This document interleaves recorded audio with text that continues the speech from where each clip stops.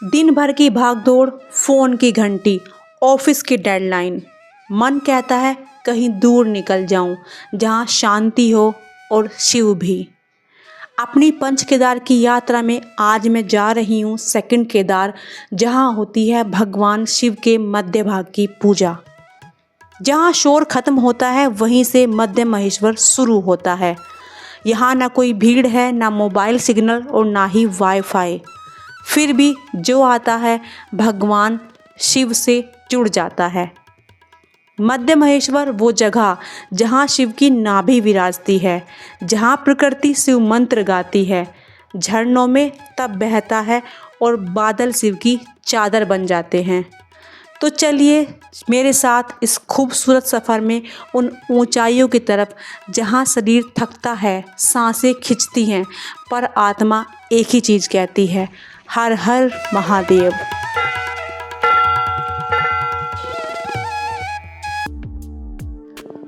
सुबह 4 बजे ही हम तैयार थे अपनी आज की जर्नी के लिए। आज हमें हरिद्वार, देवप्रयाग, श्रीनगर, रुद्रप्रयाग, ऊखीमठ होते हुए रांची पहुंचना है, जो कि हरिद्वार से 230 किलोमीटर है। अभी बजे हैं 7:30 और हम पहुंच गए हैं संगम पर। ये संगम है, यहाँ पहुंच गए हैं। संगम में दर्शन करके फिर आगे चलते हैं।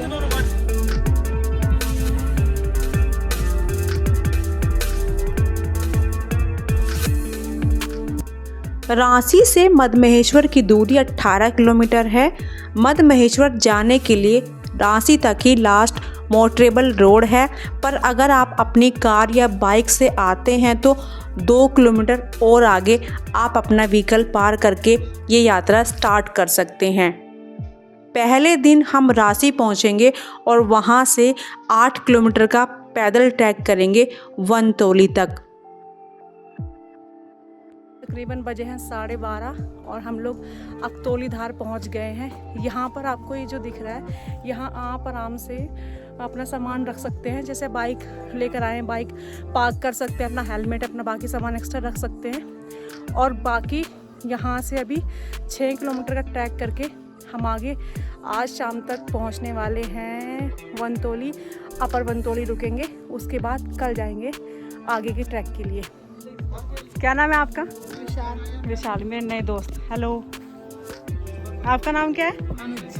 हेलो। तो आप लोग का घर यहीं पर ही है? अच्छा, उनियाना में। तो स्कूल नहीं जाते आप लोग? छुट्टी पड़ रखी है। और आपका नाम क्या है? अरे वाह वाह। दोस्तों, अकतौली धार से हमारा आज का पैदल ट्रैक स्टार्ट होता है। हमें आज वनतोली तक पहुंचना है, जो कि अकतौली धार से 5.5 किलोमीटर है। तो चलिए निकलते हैं इस ड्रीमी ट्रैक पर। स्टार्टिंग के कुछ किलोमीटर आपको रास्ता ऐसा ही मिलेगा। मैक्सिमम जो रास्ता है वो सारा स्टार्टिंग का 1-1.5 किलोमीटर, 2 किलोमीटर ऐसा ही है। बड़े बड़ी लैंडस्लाइड हो रखी हैं और ये पत्थर यहाँ पर पड़े हुए हैं। ये देखिए, ये है मधुगंगा। और देखिए कैसे आपको दिख रही है ना, कैसे ऐसे लाइन लाइन करके आ रही है। अभी ये हमें यहाँ दिखाई दे रही है, कुछ टाइम पे जैसे हम आगे बढ़ते रहेंगे ये हमें बिल्कुल क्लोज दिखाई देगी। देखिए आप।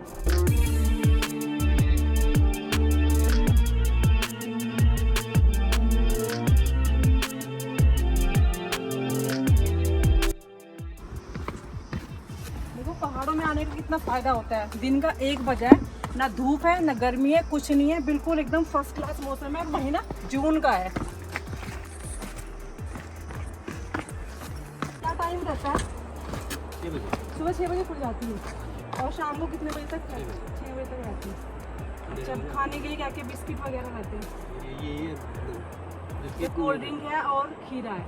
अच्छा, अभी वनतोली 2 किलोमीटर रह गया है और ढलान ज़्यादा है तो ज़्यादा चल नहीं पा रहे हैं। और मौसम आप देख ही रहे हैं, मुझे लगता है कभी भी बारिश आ जाएगी। इवन स्टार्ट भी हो गई है, तो हमें थोड़ा तेज़ चलना पड़ेगा और जल्दी पहुंचना पड़ेगा।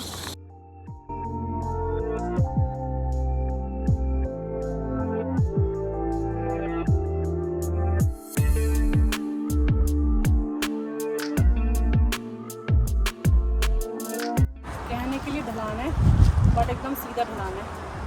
गैस के लिए हम रास्ते में बैठ गए हैं थोड़ा। तो बाइक नीचे चल रही है, नहीं चल रही बीच में।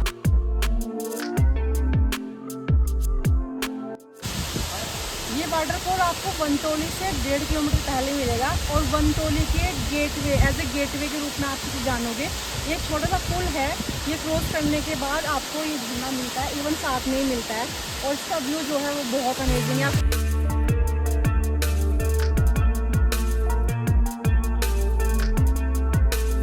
और वेदर देखो इतना अनप्रेडिक्टेबल था, मतलब तेज हवा चल रही है, साथ में हल्की बारिश भी है और धूप का कोई नामो निशान नहीं है।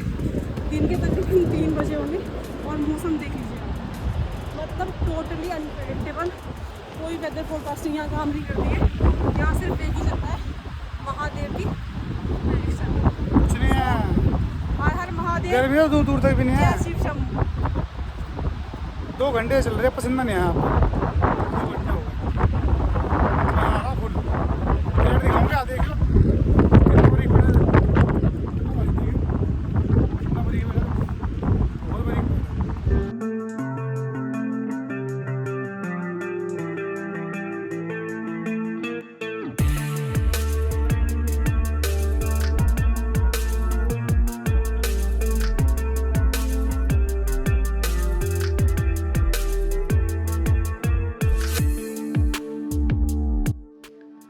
दोस्तों यहाँ ट्रैक पर कहीं ढलान है तो कहीं सीधी चढ़ाई है, पर साथ ही साथ आपको मिलेगी हर टाइम हर पल अपना रूप बदलती और आपका कदम दर कदम साथ देती ये मदर नेचर।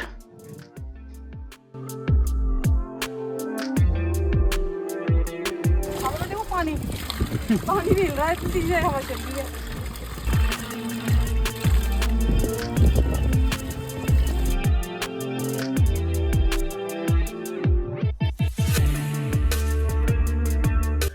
दोस्तों अगतौली धार से ट्रैक करते हुए आप अपनी जर्नी का फर्स्ट डे गोंडार में भी स्टे कर सकते हैं या 2 किलोमीटर आगे वनतोली में।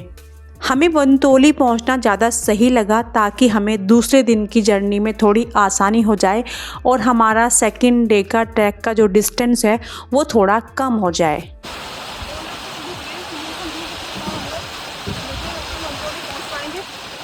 बहुत ज़्यादा खराब है, बारिश भी आ गई है और हवा भी आ गई है। बारिश होते ही ठंड बढ़ गई है, ऐसा मन हो रहा है बस जैकेट पहन लो, टोपा ओढ़ लो, बहुत ठंड हो गई है।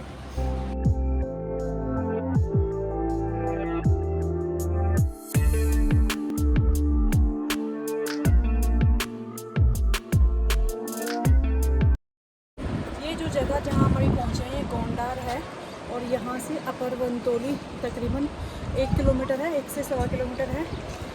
आपको गोंडार में आराम से होम स्टे मिल जाएगा, होटल मिल जाएगा, खाने पीने की सुविधाएं मिल जाएंगी। और यहाँ पर जो होटल का रहता है बेसिकली वो 1000 रुपये से लेकर 2000 के बीच में आपको आराम से मिल जाता है। और काफ़ी मतलब जगह बड़ी है, मतलब ऐसा नहीं कि छोटी जगह है, छोटी जगह नहीं, काफ़ी बड़ी जगह है और यहाँ पर बहुत सारे आपको ऑप्शन मिल जाएंगे।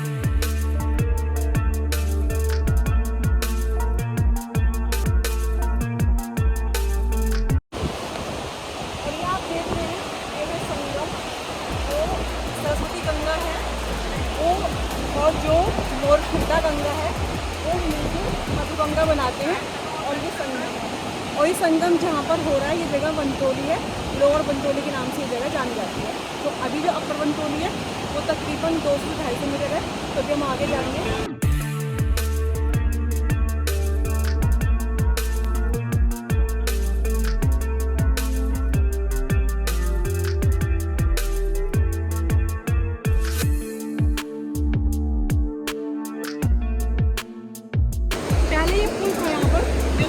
लोहे का बना हुआ था और अभी ये टेम्परेरी पुल बनाया गया है जो सिर्फ लकड़ी से जोड़ा गया है और ये बाहर से हैंड कर दिया गया है। तो चलो लेट्स स्टार्ट।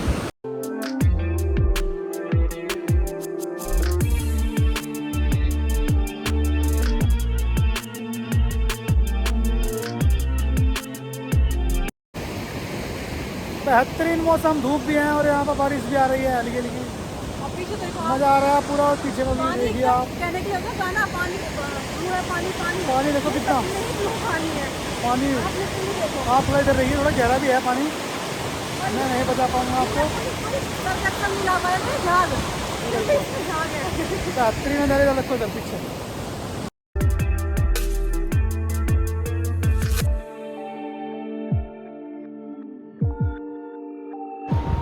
दोस्तों हम लोग 1 बजे निकले थे अकतौली धार से और तकरीबन हम लोग यहाँ पर अभी टाइम हो रहा है मतलब 5 बज रहे हैं अभी, और हम लोग पहुँच गए हैं अपर वनतोली।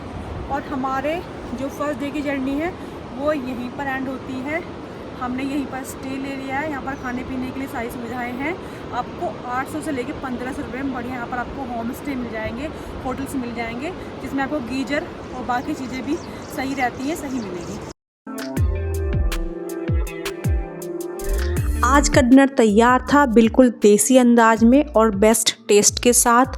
हम लोग को आज खाना खाने के बाद रेस्ट करना है, फिर कल शुरुआत करेंगे एक नए सफ़र की।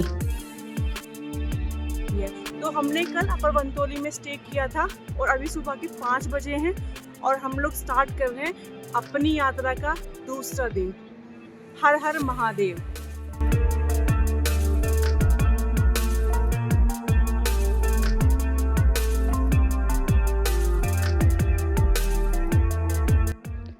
आज हमारी जर्नी का दूसरा दिन है और ये हैं पवन भैया, जिन्हें आपने कल खाना बनाते हुए भी किचन में देखा होगा। ये यहाँ पर लगेज ढोने का काम भी करते हैं। जो यात्री यहाँ पर आते हैं उनका सामान ये ऊपर लेके जाते हैं और ऊपर से नीचे भी लाते हैं। तो आज हमारे सफ़र में ये हमारा साथ देंगे और हम इनके साथ चलेंगे। वनतोली से जो आज का सफ़र हमारा होगा वो थोड़ा डिफ़िकल्ट होने वाला है, क्योंकि जो ट्रैक है वो बिल्कुल सीधा चढ़ाई वाला है और रास्ता लंबा भी है।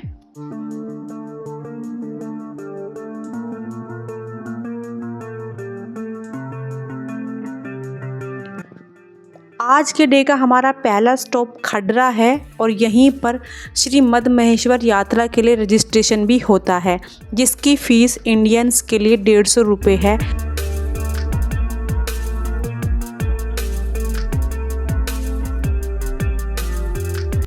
खडरा के बाद ये ट्रैक बहुत ब्यूटीफुल लग रहा है और ऊंची ऊंची माउंटेन्स पीक पर पड़ती ये सूरज की किरणें इस रास्ते को और भी ज़्यादा प्यारा बना रही हैं।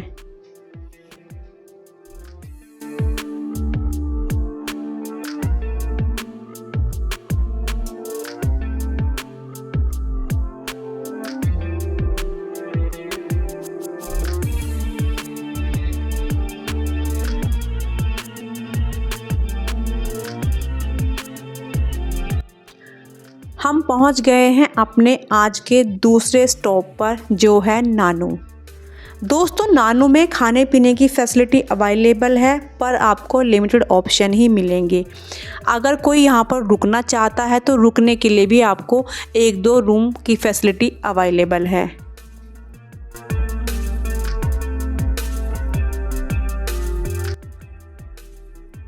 मदमहेश्वर का डिस्टेंस है वो 5.55 किलोमीटर है, मतलब अभी 5.5 किलोमीटर हमें और जाना है।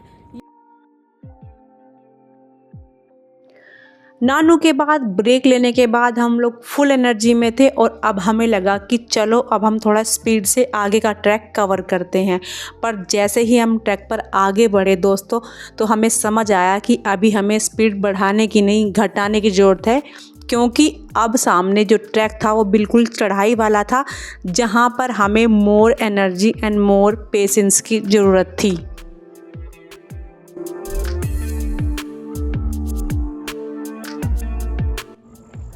मतलब रेत पूरा दिख रहा है आपको, पहाड़ दिख रहा है और पूरा आप ग्रीनरी देखो, कितने पेड़ आपको दिख रहे हैं और खुला आसमान एकदम, और बर्फ भी आपको दिख रही है। मतलब एक साथ सब कुछ है।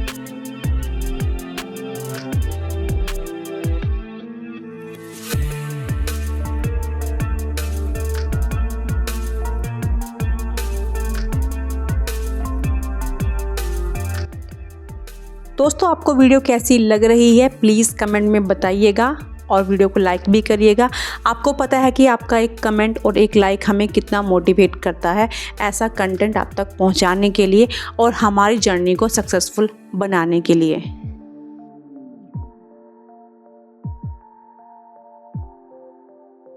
नानू के बाद जैसे बादल आसमान में खेल रहे थे, हम पीछे थे और बादल हमारे आगे आगे चल रहे थे। पर सबसे अच्छी बात ये थी कि अभी तक बारिश नहीं हुई थी और हम चाह रहे थे कि अभी हमें बारिश ना मिले, क्योंकि बारिश के बाद ट्रैकिंग करना थोड़ा चैलेंजिंग होता है, क्योंकि जो रास्ता होता है वो फिसलन भरा हो जाता है। मैखंबा, और यहाँ से जो नेक्स्ट स्टॉप पड़ेगा वो कून चट्टी पड़ेगा, जो कि यहाँ से 1.3 किलोमीटर है। और यहाँ मैखंबा से मध्य महेश्वर का डिस्टेंस तकरीबन 4 किलोमीटर है, मतलब अभी हमें 4 किलोमीटर और जाना है। तो यहाँ पर मैखंबा में सिर्फ आपको ये एक हाउस मिलेगा।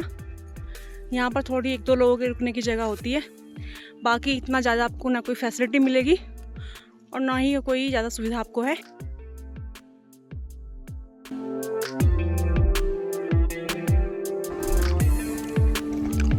हम लोग पहुँच गए हैं अपने आज के सेकंड डे के 4th डे पर, जो कि है कून चट्टी। और यहाँ पर फुल नेटवर्क मिलता है और यहाँ से अभी 3 किलोमीटर और जाना है। उसके बाद हमें होंगे दर्शन मध्य महेश्वर महाराज जी के।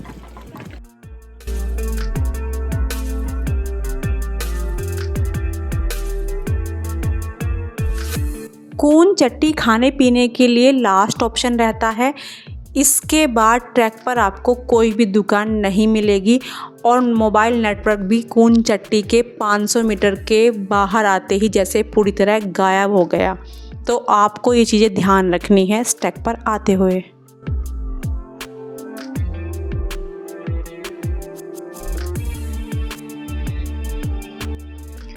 लास्ट के 500 मीटर ऑलमोस्ट सपाट रास्ता था और कुछ ही मिनट चलकर मंदिर नज़र आने लगा था, जिससे सडनली मेरी चलने की स्पीड खुद ब खुद बढ़ गई।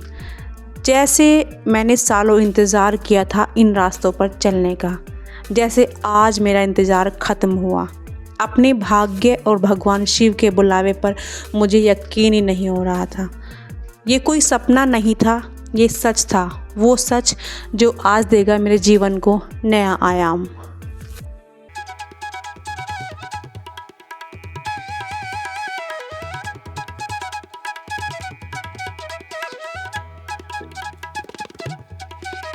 दोस्तों, हम पहुंच गए हैं मध्य महेश्वर। सुबह मैंने 5:30 बजे लोअर बनतोली से अपर बनतोली होते ट्रैक स्टार्ट किया था और तकरीबन 1 बजे मैं यहाँ पहुँची हूँ। और ठंड है, आपको दिख रहा है, मैंने जैकेट वापस पहन ली है। और ये है हमारे मध्य महेश्वर बाबा। अभी तो क्योंकि 1 बजा था तो अभी मंदिर बंद है, तो 6 बजे मंदिर के जो पुजारी हैं वो साथ में जो घर बना है वहीं पर रहते हैं, तो 6 बजे वो आएंगे, मंदिर खोलेंगे, तब हम लोग दर्शन करेंगे और आपको भी दिखाएंगे। और जो आरती होती है यहाँ पर शाम को वो होती है 7 बजे, तो आपको आरती में भी शामिल करेंगे अपनी वीडियो के through. So stay tune.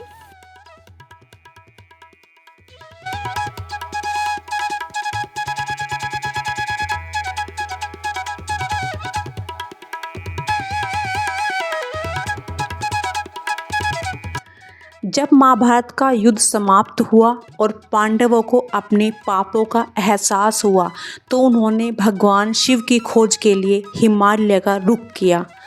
Shiv रूठे और भैंसे का रूप लेकर धरती में विलीन हो गए। उनका मध्य भाग प्रकट हुआ इस स्थान पर, मध्य महेश्वर।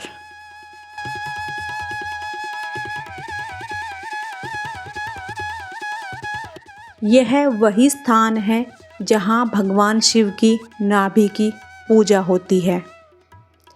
इस मंदिर की महिमा इतनी है कि यहाँ की मिट्टी को भी आशीर्वाद माना जाता है। यह कोई बड़ा कंक्रीट का मंदिर नहीं है, बल्कि एक साधारण पत्थरों से बना हुआ दिव्य स्थल है, जहाँ सच्चे मन से बुलाओ तो भगवान शिव खुद प्रकट होते हैं। यहाँ न मंत्र जरूरी है, ना ही विधि विधान, बस भाव शुद्ध चाहिए।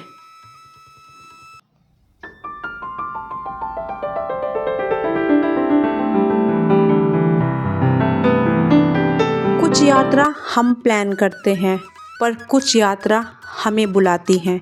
मध्य महेश्वर एक ऐसी जर्नी है जो ना सिर्फ एक मंदिर है, ना सिर्फ एक ट्रैक है, ये एक साधना है। जो शांति हम ध्यान में खोजते हैं, जो जवाब हम प्रश्नों में ढूंढते हैं, वो सब यहाँ मिलते हैं, इन पहाड़ों की गोद में, भगवान शिव की छाया में।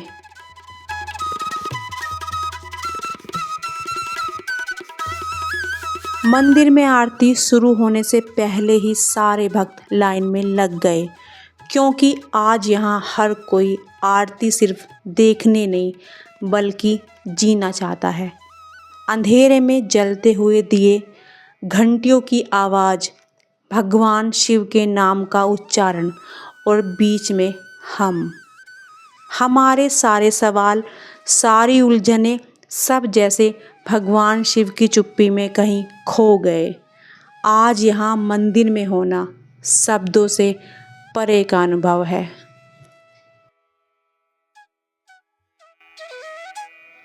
दोस्तों, खाने पीने के लिए यहाँ पर भी आपको आलू की सूखी सब्जी, रोटी और दाल चावल, बस यही एक ऑप्शन है।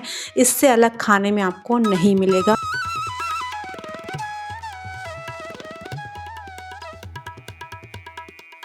तो दोस्तों, हमने 4:30 बजे नीचे मध्य महेश्वर से अपना आज का ये ट्रैक स्टार्ट किया था। जो हमारा आज की डेस्टिनेशन है वो है बूढ़ा मध्य महेश्वर, जो कि मध्य महेश्वर से तकरीबन 1 किलोमीटर के आसपास उसका डिस्टेंस है। अभी हम आ गए हैं आई गेस 800 मीटर्स, और हमें अभी 150-200 मीटर और जाना है। देखिए, वहाँ हमें पहुँचना है। वहाँ पहुँच के मैं आपको आगे का व्यू दिखाती हूँ।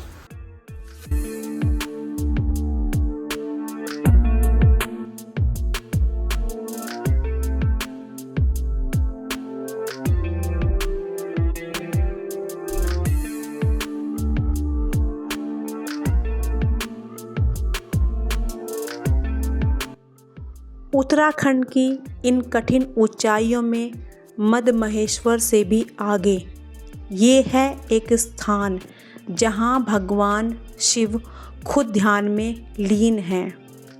वहां कोई शोर नहीं है, कोई मंदिर की घंटी नहीं है, बस है बूढ़ा मध्य महेश्वर, शिव का सबसे रहस्यमय, सबसे शांत और सबसे शक्तिशाली धाम। ये मंजिल उन लोगों के लिए है जो सिर्फ देखने नहीं, अनुभव करने निकले हैं। यहाँ प्रकृति मौन है, लेकिन मन कहता है शिव यहीं है, यहीं है, यहीं है।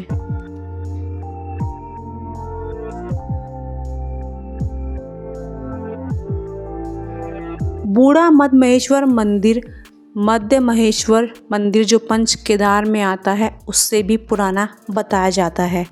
यहाँ से आपको बहुत सारी पर्वत श्रृंखलाएँ साफ साफ नज़र आती है, जिसमें से जो मेन है चौखंबा, जिसे भगवान शिव का सिंहासन भी कहते हैं, केदार डोम, मेरु और सुमेरु, जिनको भगवान शिव की जो तपस्वी एनर्जी होती है, कहते हैं कि वो उसमें समाहित हैं, और मंदानी पर्वत श्रृंखलाएँ, जो कि उत्तराखंड की बहुत ही लेस नोन पर्वत श्रृंखलाओं में से हैं, और भागीरथी श्रृंखला, जो कि गंगोत्री एरिया की मेन पर्वत श्रृंखला है, उनको बहुत ही करीब से देखा जा सकता है। तकरीबन 1 किलोमीटर का ट्रैक किया है हमने, जिसमें आप माने 40 मिनट या 1 घंटा आपको लग जाएगा। और व्यू आपको दिख रहा है, सारी हिल्स एकदम क्लियर हैं और बहुत ही बढ़िया व्यू है। मतलब अगर आप मध्य महेश्वर आते हैं तो आपका यहाँ एक बार आना बनता है, नहीं तो सीरियसली आप बहुत इम्पोर्टेंट और बहुत ही सुंदर, बहुत ही प्यारा और एक ब्लेसिंग्स जैसे कहते हैं ना, वो एक जगह है ये, उसे मिस करेंगे। तो जब भी आप मध्य महेश्वर आएँ, इसको अपनी मस्ट विजिट लिस्ट में ज़रूर रखिएगा। बहुत सुंदर जगह है।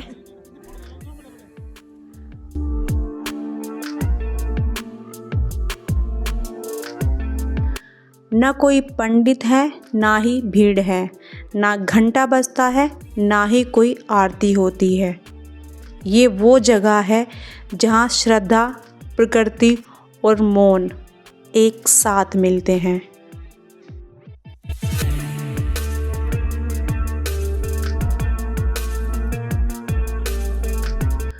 दोस्तों अब टाइम हो गया था वापस लौटने का।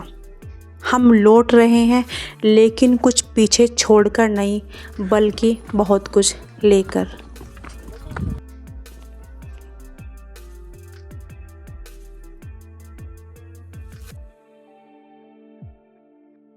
सुबह 8 बजे हमने मद्महेश्वर से वापसी स्टार्ट की थी और तकरीबन 3 बजे हम पहुंच गए हैं रांची। आज हमारा जो स्टे होगा वो रांची में ही होगा और कल सुबह हम अपने घर हरिद्वार के लिए यहाँ से निकलेंगे। सो दोस्तों आज के लिए इस वीडियो में इतना ही। आपको वीडियो कैसी लगी प्लीज़ कमेंट में बताइएगा, वीडियो को लाइक करिएगा और जो लोग पहली बार वीडियो से जुड़े हैं, हमारे चैनल से जुड़े हैं, प्लीज़ सब्सक्राइब करिएगा ताकि आगे भी हम आपके लिए ऐसी यात्राएं, ऐसा कंटेंट लाने के लिए मोटिवेट होते रहें। आपका एक लाइक, एक कमेंट हमें बहुत मोटिवेट करता है दोस्तों। तो हमसे जुड़े रहिएगा। Thank you so much. Her her Mahadev.